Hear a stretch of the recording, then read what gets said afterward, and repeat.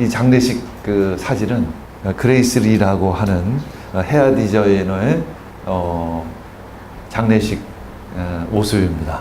분홍과 빨간 장미, 그 은은히 흐르는 음악, 이런 것들은 본인이 자신의 장례식을 어떻게 좀 치렀으면 좋겠다, 이렇게 유언으로 남겼던 그대로 이렇게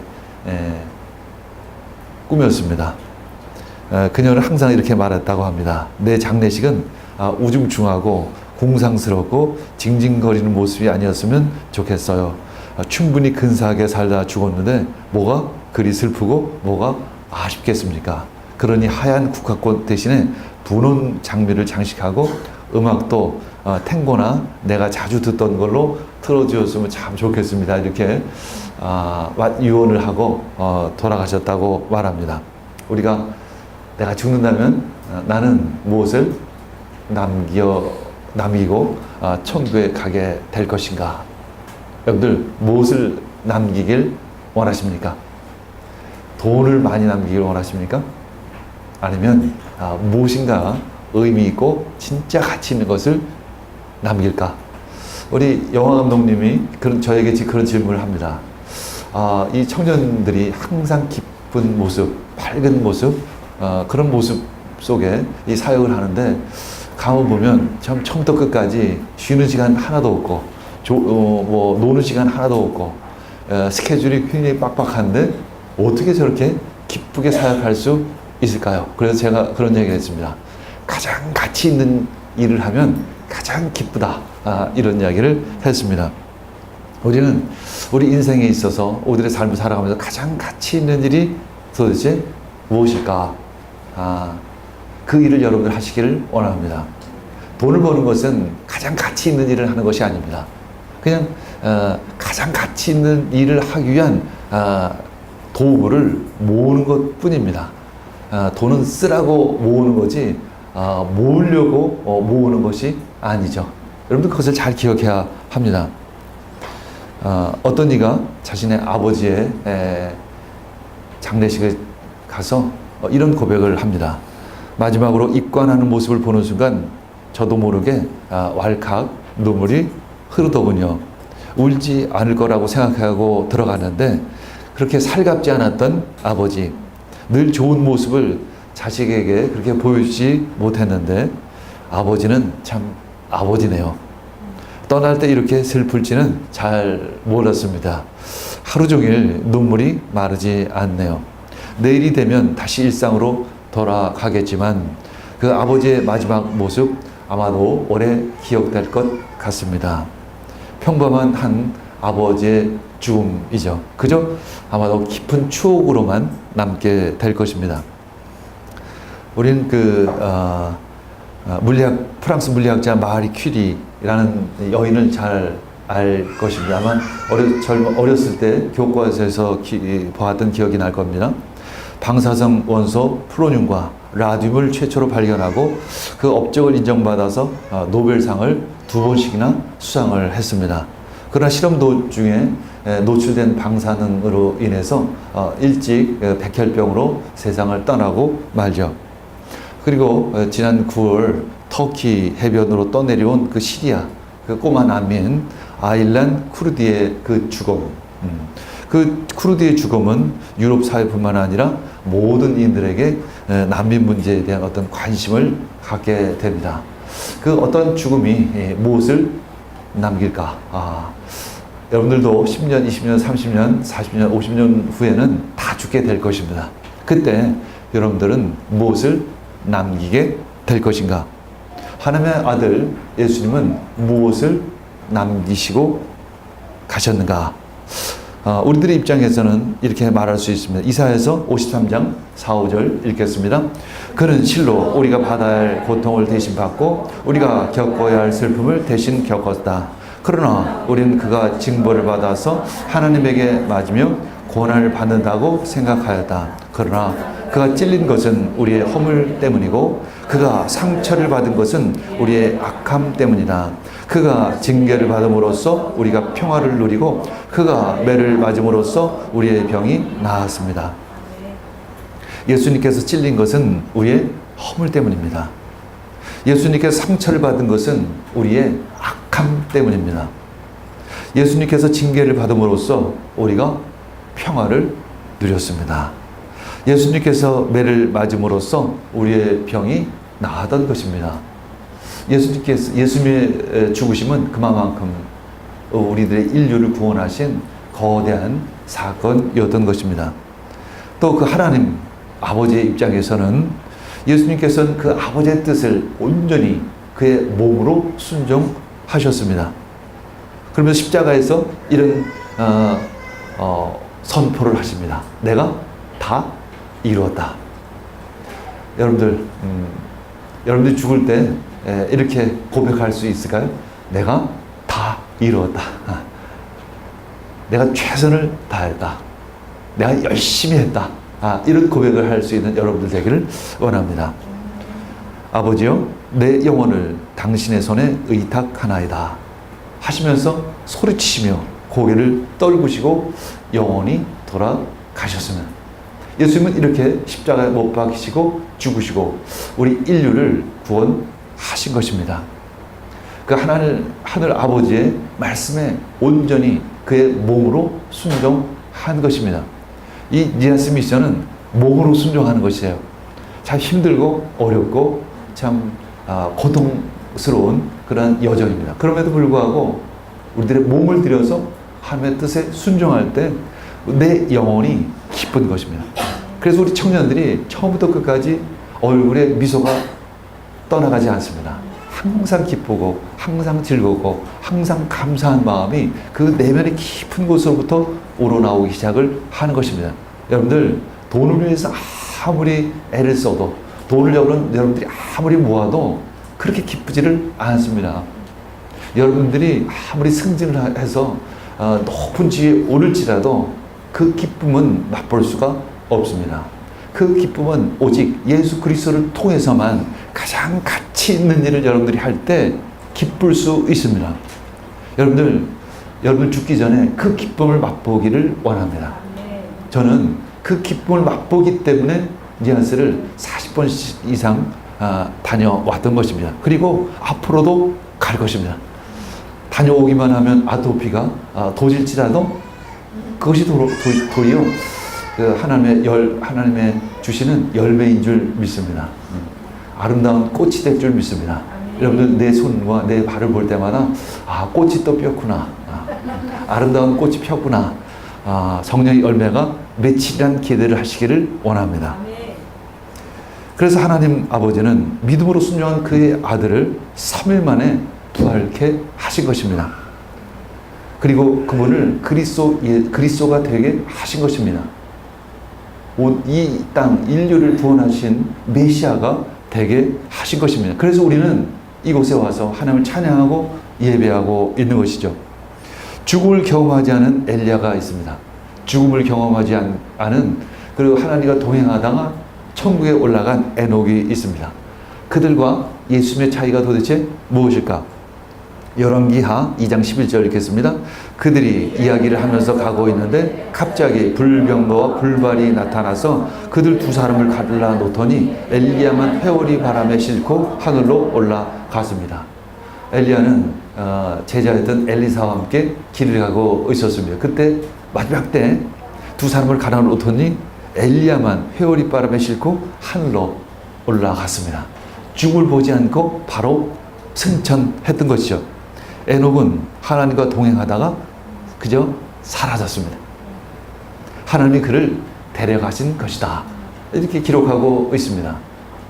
이들은 죽음을 경험하지를 못했습니다. 그러나 예수님은 죽음을 경험하셨습니다. 그리고 사흘 만에 부활하셨습니다.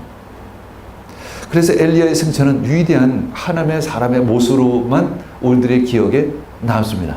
그러나 예수님은 십자가에 못 박히시고 부활하시고 승천하셔서 우리 인류를 구원하신 그 위대한 메시아로 우린 기억하고 믿고 있는 것입니다. 예수님은 죽음을 이기셨습니다. 엘리야와 에녹은 죽음을 이겼다는 기록이 없습니다. 그저 승천을 했습니다. 그러나 예수님께서는 죽음을 이기셨다는 것입니다. 그리고 부활하시고 승천하셨습니다. 그래서 예수님은 우리들에게 주의 영, 하나님의 영을 부어주실 수 있는 그런 능력, 그래서 하나님 아버지 보좌 우편에 앉으셔서 우리를 중보하시면서 믿는 이들에게 지금도 끊임없이 주의 영을, 성령을 부어주시고 계시는 것입니다. 요한복음 12장 32절 읽겠습니다. 내가 땅에서 들려서 올라갈 때 나는 모든 사람을 내게로 이끌어 올 것이다. 엘리야와 에녹은 우리 인류를 이끌고 승천한 것이 아니라 홀로 하늘로 올라갔습니다. 그러나 예수님께서는 우리 모두를 이끌고 하늘로 올라가시겠다는 것입니다. 믿는 모든 이들을 다 데리고 천국으로 올라가실 것입니다. 그것을 하나님을 찬양하며 예배하며 그분을 높이는 그런 예배 초소로, 예배 잔치로 우리를 이끌고 가시는 것입니다. 그것이 바로 탕자 이야기에서 나오는 그 아버지가 펼치신 그런 잔치인 것입니다. 우리 모두는 그 잔치에 참여하게 될 것입니다. 아름다운 그리스의 옷을 입고 그 잔치에 참여해서 함께 찬양하며 예배하며 함께 먹고 마시는 아름다운 그 천국 잔치의 그 그림을 그려보시기를 원합니다. 거룩한 죽음에는 어떤 힘이 있습니다. 특별히 그 하나님의 아들, 그 죽음은 이 세상을 구원하는 능력과 힘이 된 것입니다. 그래서 그 믿음의 시작을 여셨고 이 구원의 시작을 여신 것입니다. 그분이 바로 그리스도이신 것입니다. 그분이 바로 예수님이신 것입니다. 미국인 한 청년이 일본 오사카에서 이제 나가사키로 가는 배에 탑승을 했습니다. 그럼 미국에서 이제 선교지로 가고 있는 아주 젊은 선교사였습니다. 그런 자기가 만나 구원할 영혼들을 생각하면서 기쁨에 차서 그 배를 승선하고 이제 그곳을 향해 선교지를 향해 가고 있었습니다. 그 영혼들을 위해서 이 선상에서 기도했습니다. 하나님, 그 영혼을 구원케 해 주시옵소서. 나를 도구로 사용하여 주시옵소서. 이렇게 기도했습니다. 근데 배가 갑자기 심하게 요동치는 것을 보았습니다. 배가 한쪽으로 기울어지기 시작을 했습니다. 그런 놀라 가판 위로 뛰어 올라갔습니다. 그 폭풍우 속에서 배가 침몰하기 직전에 있었습니다. 그는 얼른 가까이 있는 구명조끼를 입을 수 있었어요. 그런데 그때 한 할머니가 물에 빠진 채로 허우적거리고 있었습니다. 그 할머니는 구명조끼를 입지 않고 있었어요. 그래서 이 젊은이는 그 할머니에게 헤엄쳐서 갔습니다. 그리고 그 할머니에게 자신이 입고 있었던 그 구명조끼를 벗어서 입혀 드렸습니다. 그리고 그 젊은이는 배와 함께 완전히 물속으로 사라졌습니다. 그 젊은이가 물속에서 사라지기 전에 그 할머니에게 마지막 설교를 합니다. 할머니, 나중에 구조되면 다른 사람들에게 이 말을 꼭 전해 주십시오. 제가 할머니 대신 죽고 제 생명을 할머니께 드린 것처럼 하나님이 사람으로 오셔서 모든 사람의 죄를 위해 죽었고 자기의 생명을 주셨습니다. 그분이 바로 예수 그리스도이십니다. 그 후에 그 할머니는 방방곡곡 다니면서 이 젊은이가 주었던 그 메시지를 전합니다. 나는 예수에 대해 잘 모르지만 나 대신 죽은 그 젊은 청년의 이야기에 의하면 그분이 우리를 위해 대신 죽었다고 합니다. 할머니 이야기를 하며 마음이 벅차올라 감격해서 울기도 했었습니다. 그 할머니는 나중에 굉장히 유명한 전도자가 되었습니다.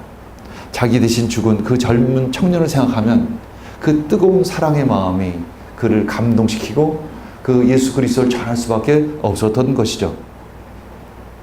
우리가 니아스에서 예수 그리스도를 전하는 이유가 도대체 무엇일까?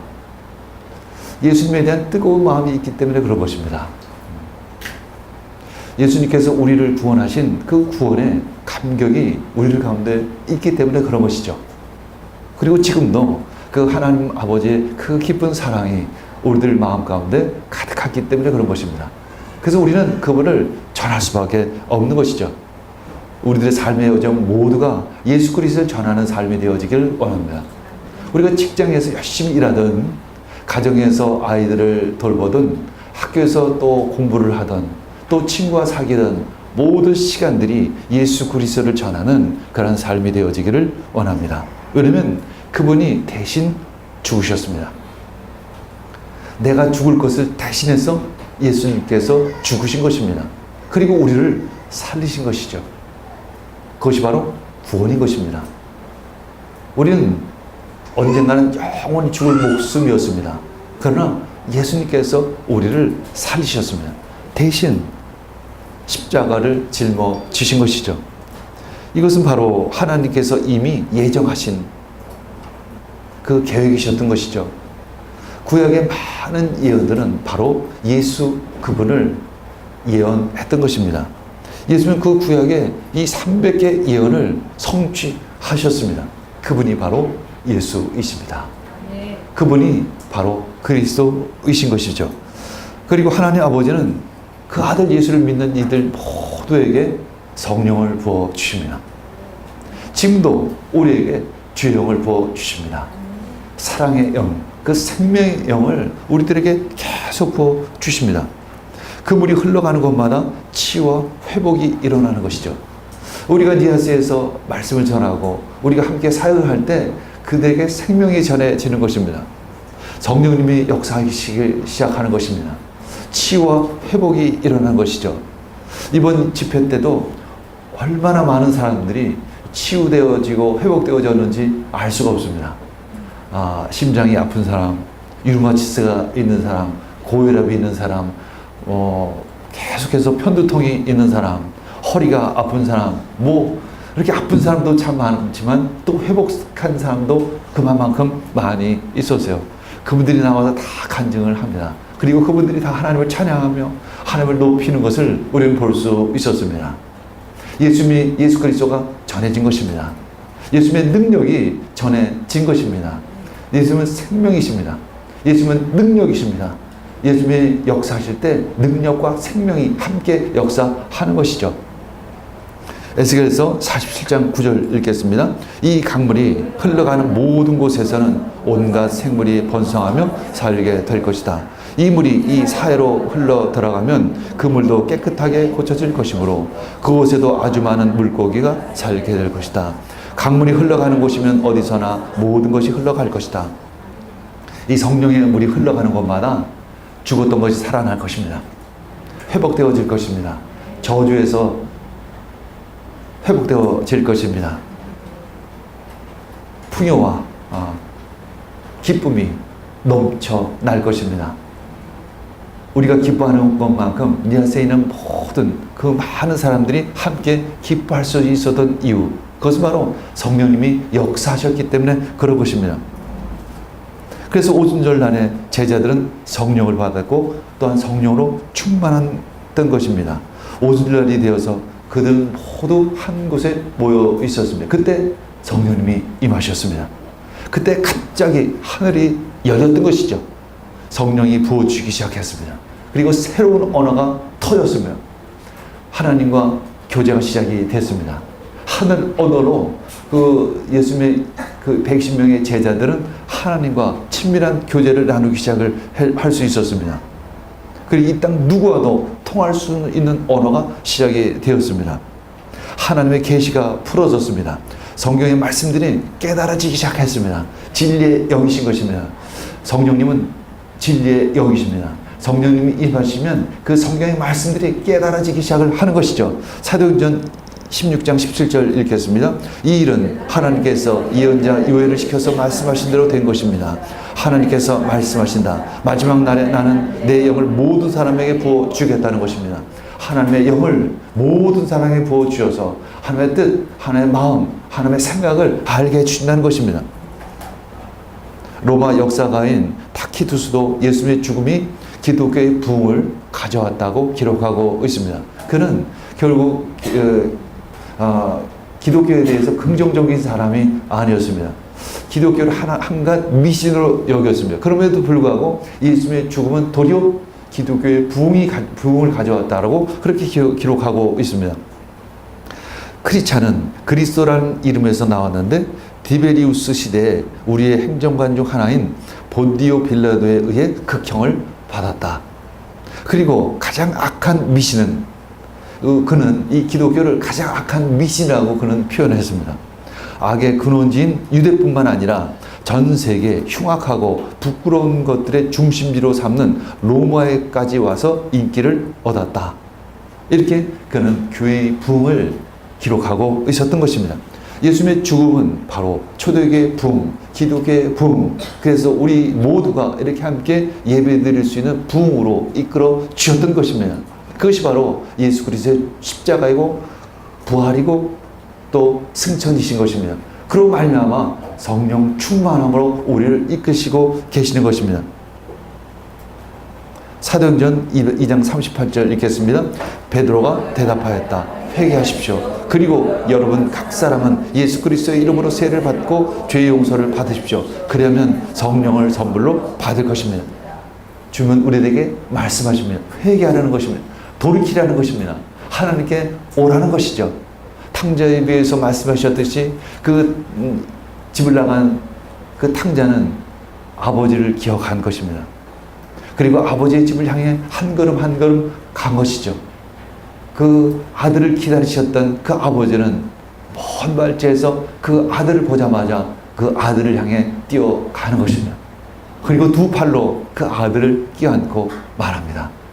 내 사랑하는 아들이요 내 사랑하는 딸이로구나. 네가 나의 집에 돌아왔구나. 그게 바로 회개인 것입니다. 주님은 우리를 끊임없이 기다리십니다. 성령님은 하나님을 그래서 알게 하시고 그분의 뜻을 깨닫게 하시는 분이십니다.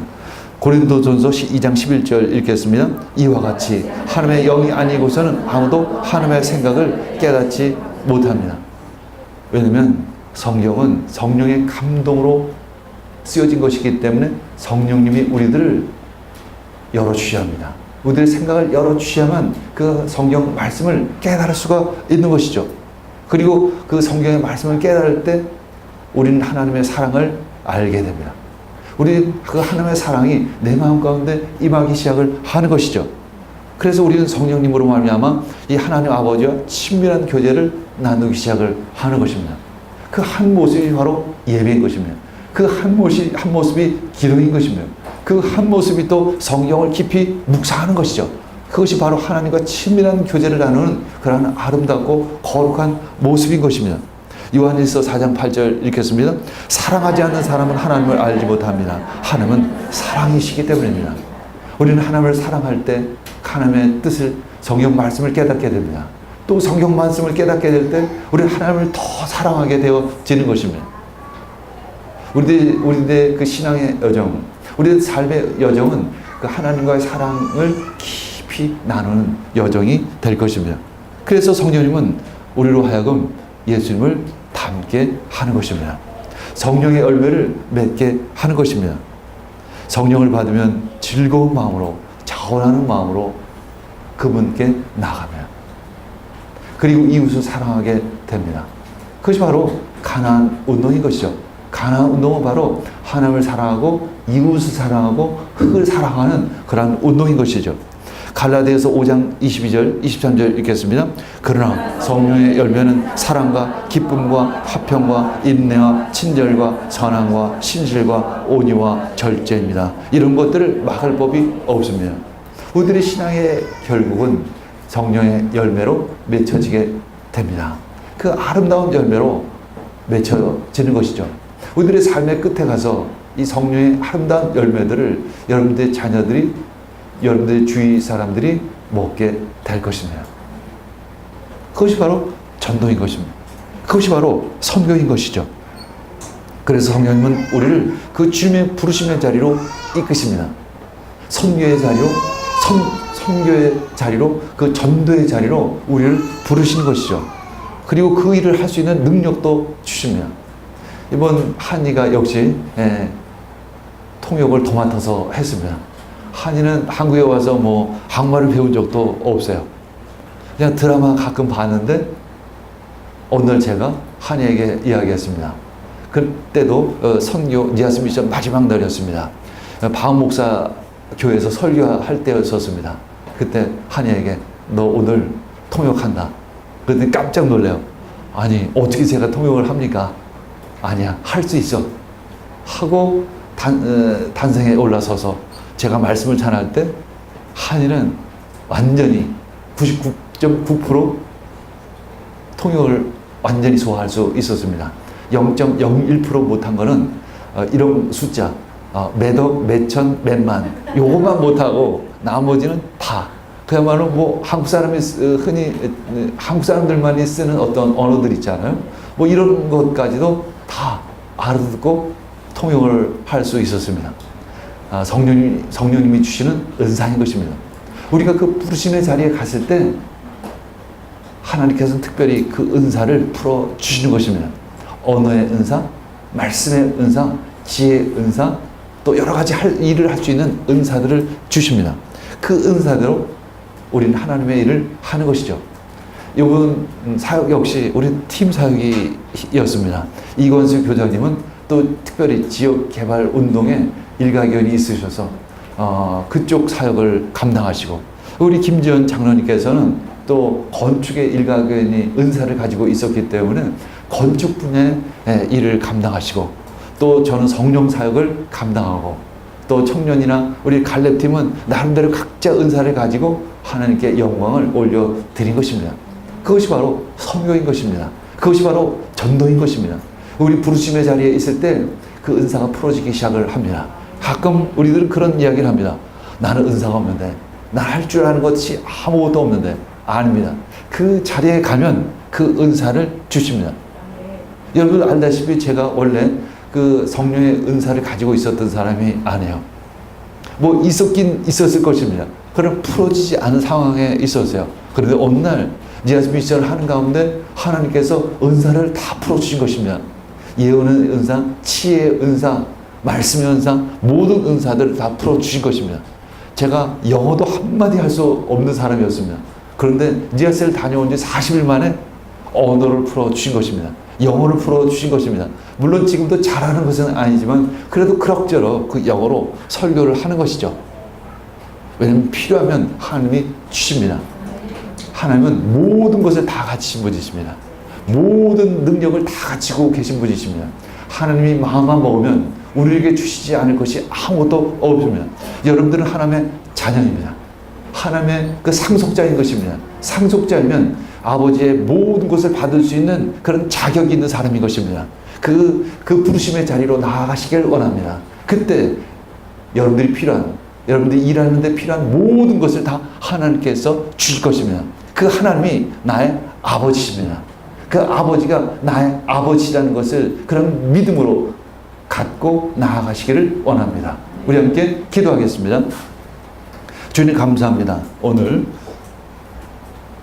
그 하늘 아버지가 바로 나의 아버지임을 고백합니다.